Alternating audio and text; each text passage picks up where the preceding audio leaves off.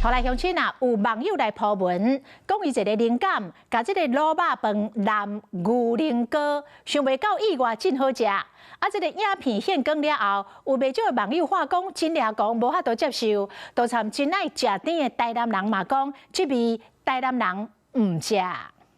今年宣布。 罗家芳讲的肉汁淋伫小小的白饭顶，随片着肉臊香，像咧一碗肉臊饭，一个入嘴就销魂。胶质比较多，然后比较香，好吃啊！肉臊饭、卤肉饭，这是台湾上正港的国民美食，也过有人安尼食。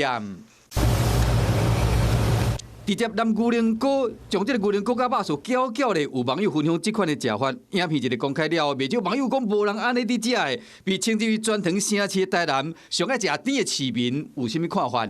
这样子还不错的感觉，然后下次再试试看。我可能不敢尝试。 讲嘛有影，这款的食法真侪人唔敢试。不会，为什么？就有点怪。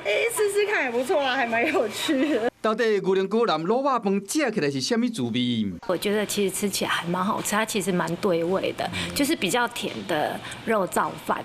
有牛菱糕的肉臊饭，要 YouTube 分享甘仔米配肉臊。 甚至伫高雄有一间咖啡店，就推出巧克力豆肉臊饭。